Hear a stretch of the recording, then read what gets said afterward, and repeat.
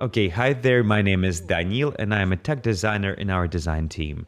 Today, I'll be talking not about my job, but about my hobby, photo hunting, wildlife photography. They often ask me, how did you get into that? When did you get interested in wildlife? And I always want to ask back, when did you stop being interested in wildlife?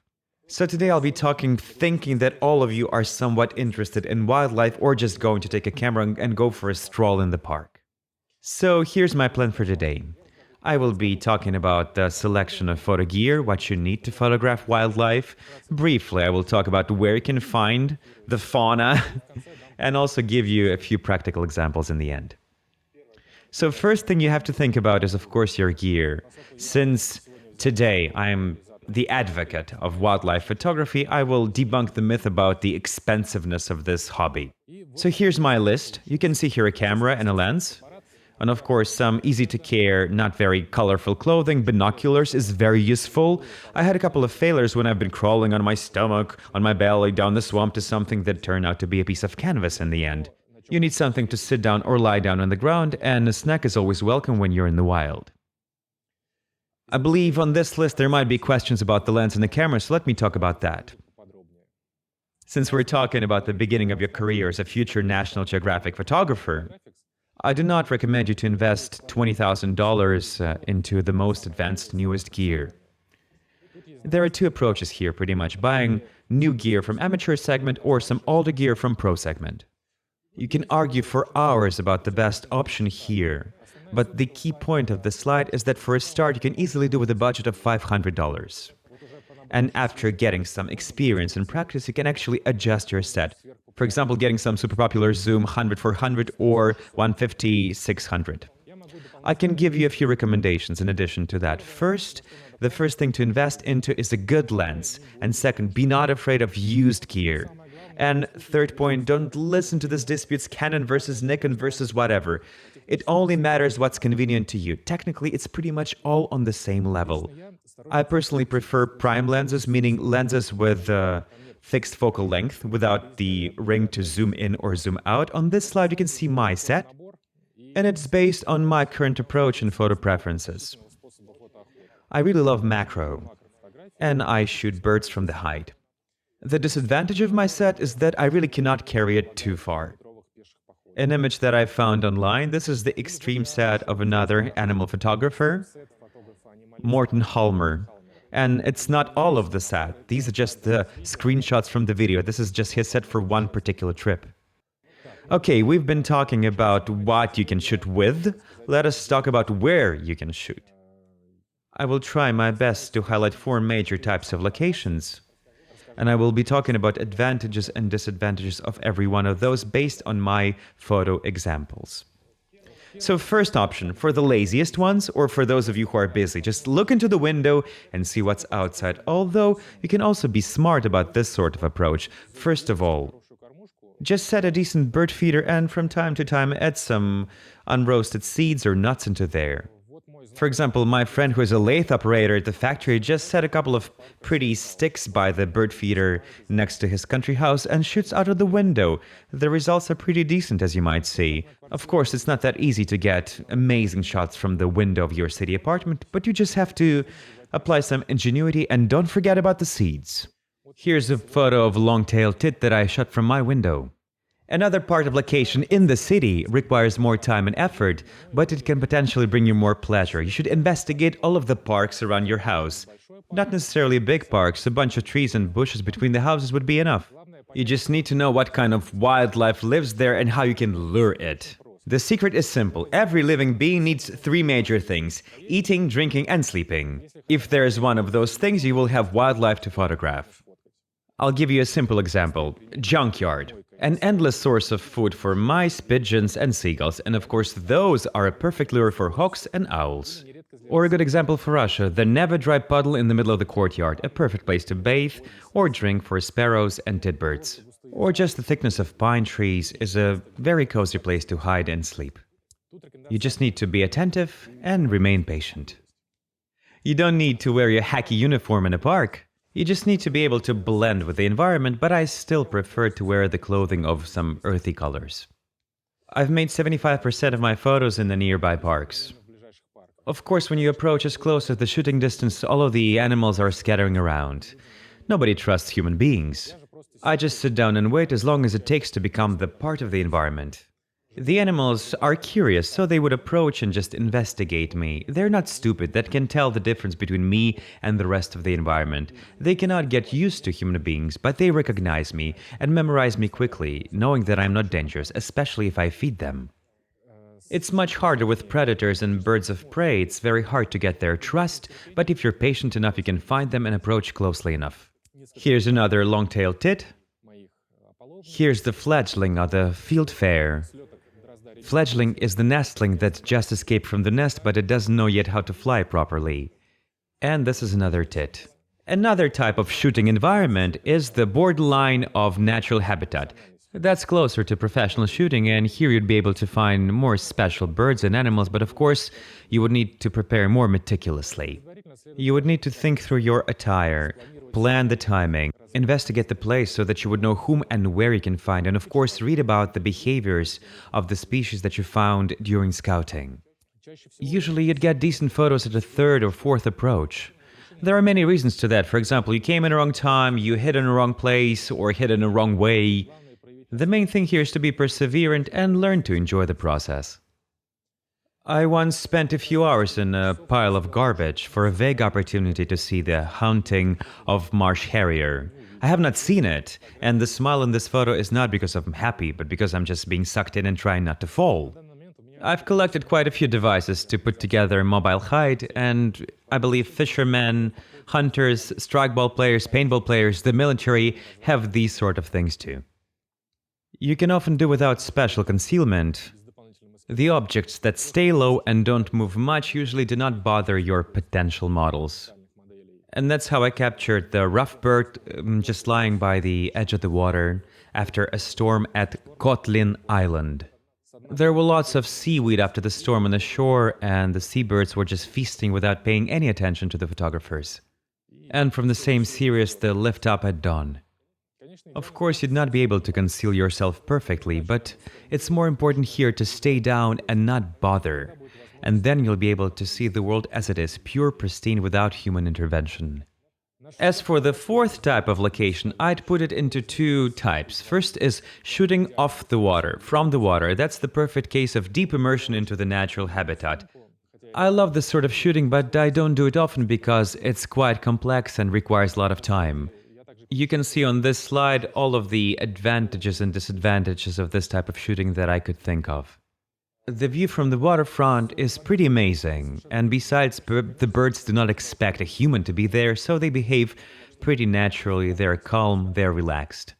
The main disadvantage of this type of shooting is, of course, that you need gear, and here's a small commercial for the company that makes that sort of gear. So now you understand why I call this approach the frog method. The price of this device is 1,000 euros, and of course you can find more affordable solutions in the market, something compact, inflatable, but the price is pretty much in this range, plus or minus 100 euros. And being a classical Russian, I decided to go the other way. I sketched a blueprint, went to the hardware store, did some sewing, and put together this sort of thing. Of course, it doesn't look as fine as 1,000 euros, and it has a major disadvantage. It's super heavy, so it's pretty hard to get it from the car to the water. But you can get anywhere on this thing. It's not afraid of floating garbage, reeds. It has great flotation ability. I'm 100 kilos weight, and I feel pretty confident on the wave. So here are a few examples of the photos that I made this summer. The birds are sitting, drinking, sleeping, while I'll photograph them from a distance of 4 or 3 meters. Second type of location with deep immersion to habitat is, of course, different kinds of national reserves, sanctuaries, national parks. That's the top of the location for wildlife photography. It costs a lot of money, a lot of time, a lot of effort, but you'll get the most bang for your buck. But you would definitely need local guides and experts to find and approach the animals and birds that you're interested in. As a photographer, you cannot learn the behaviors of all the birds and animals. You cannot crawl over all of the swamps and bushes of this planet. You need local guides to help with that. I once went to the swamps near the city of Petrozavodsk. Local animal photographer, here's him waving from the tent, hosted 3 days of shooting of black grouse courtship. I made a hide from a $20 Chinese stand, made holes in a tent, windows in all of the 4 directions, sleeves. That was my first and so far only experience of the kind. I didn't get many decent shots, but the experience was very insightful. I mean, I've been observing literally the shots that I've only seen before on Discovery Channel. I wanted to go this year again, but COVID reshuffled my plans. Earlier, I went to Lassi, to his wildlife photography base in Finland. Lassi is known as one of the pioneers of these field photo business for wildlife photographers. In the aughts, he had a base in the north of Finland, close to the borderline with Russia. He had their baits for wolves, bears, and wolverines. Lassi is a decent photographer himself, so he arranged everything in a very thoughtful way, starting with scheduling and continuing with individual recommendations to every photographer depending on preferences, intentions, abilities, and gear. I didn't have much money, so I went there for about a couple of days and made a dozen of not very great shots of bears. I think you need 7 or 10 days there to have a better chance for good lighting.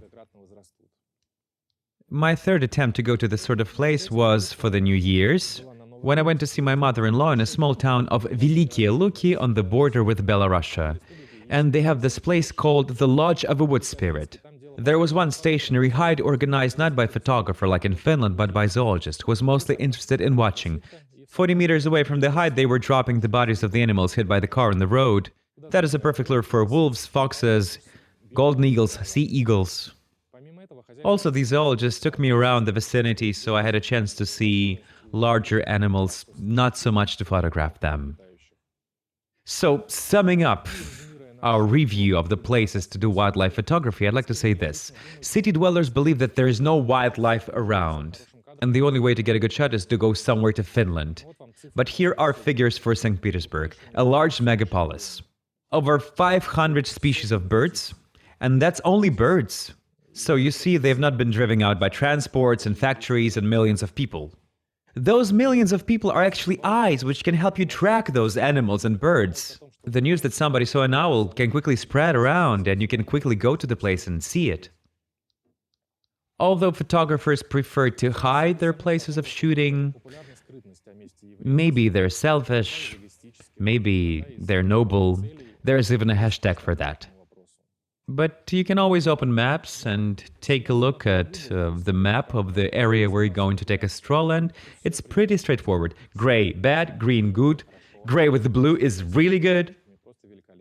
I told you about the gear, I told you where to shoot. Let me share with you my modest experience on how to shoot. Let me give you a few fundamental rules. Of course, you should know the light. You must understand the light. Photography is literally translated as writing with light, drawing with light. That is a beautiful metaphor. Let's give an example of a studio photographer. You have all kinds of lighting in the studio. You can easily control the lighting and the model. Studio photographers have tons of devices to express volume and color of the subject. I do not implore you to go and learn studio photography. I'm just showing this slide to show you different types of lighting that you could use as a wildlife photographer as well. By the way, I heard that every presentation should have a joke, so here's a joke. The therapist and the veterinarian are arguing whose job is harder, and the vet is asking the therapist, "What do you begin the examination with?" Well, he says, "I ask what hurts." "Yeah," says the vet, "everybody can do that." What I mean to say that in a wildlife, you cannot regulate the intensity, the hardness, or the direction of lighting. You need to take into account the time of day, the season. You should be able to use the natural reflectors and diffusers. You always need to track the weather forecast. A few examples of my shots made during a different time of day. Early in the morning, midday, and at sunset. Or, for example, how I've been using natural diffusers and reflectors, both shots made at bright, direct sunlight, but they don't seem too contrasty. On the left, you see the finch on the plum tree. The foliage works as a reflector and as a diffuser for backlight. The rough bird on the right is evenly lit up by water reflections from the bottom. So you see the lighting more resembles the lighting during cloudy day, moderately cloudy day. But in addition to hardness and intensity of sunlight, we should always bear in mind the color temperature. Of course, this parameter could be easily fixed in post, but you should always remember that there are limits to what software can do and what our eye can see. Here's the example of 3 photos. First of all, the side light draws out the volume very, very well, and take a look at the color.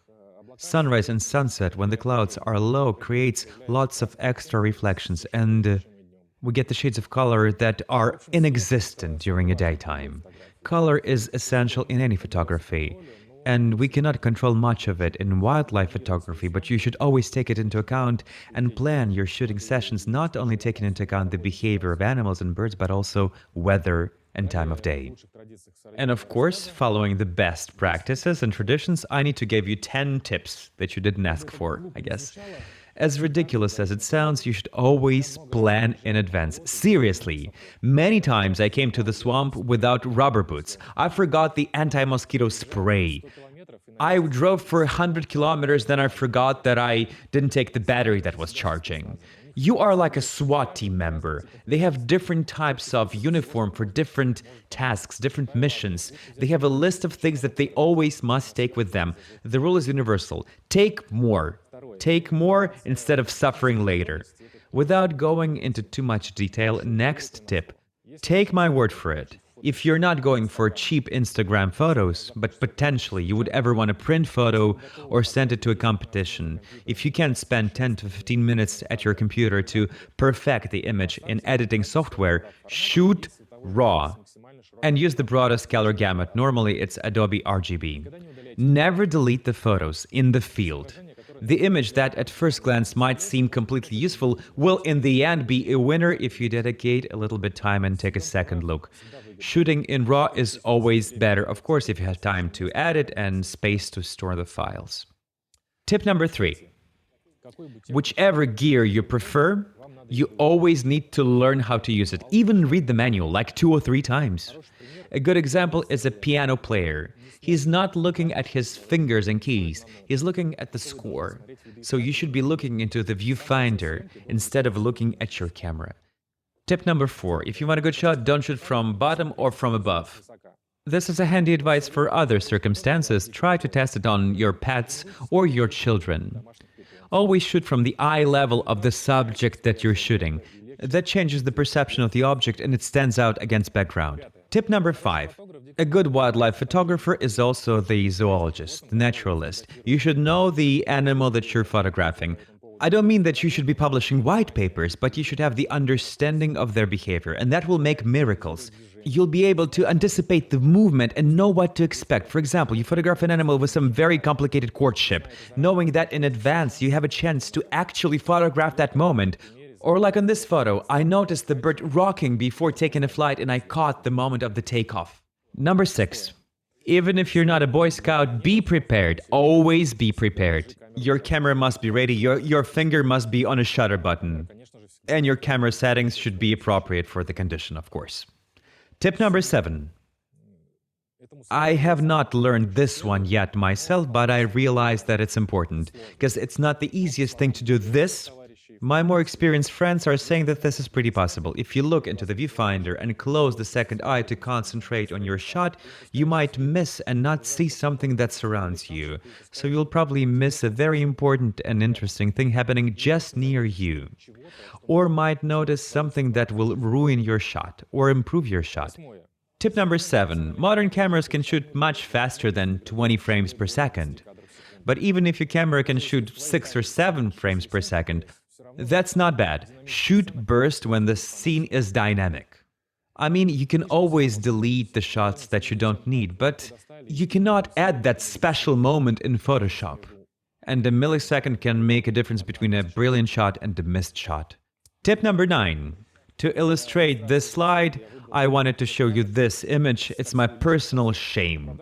I was not experienced and didn't know much about this bird, and I was nervous in the moment. I made the shot in 2016. That was my first personal encounter with pygmy owl. It was hunting. Just think about how much better this shot could be if I just moved a step to the right or ducked 30 centimeters down. That would completely remove all the branches behind the owl. Now we have lots of visual garbage, too many branches, and the artistic value of the image is lost. And the last tip: use panoramic movement in these dynamic scenes. When panning, you can freeze the object in time and blur the foreground and the background in the meantime. It's hard to do. This type of shooting comes from car racing, actually, but the cars are moving at a very predictable trajectory and usually with a constant speed. Unlike animals who can accelerate, slow down, jump, duck when they run or fly. So it might seem that any good photography with this approach is more a matter of luck than skill, but when you learn the behavior of animals, that helps a lot. So, not only blurring, but also freezing the movement, you can get some very dramatic shots. The bird mid-flight is a special kind of genre with rules and traditions, and the main thing here is short shutter speed and high ISO. Another thing that I've recently discovered, here's an idea that I wanted to share. I think this is very expressive as well. And the final piece of advice: don't listen to other people's advices, but do listen to them. I mean, you should experiment, you should break the stereotypes, look for your own way and see what the others do. Good luck and enjoy. Thank you.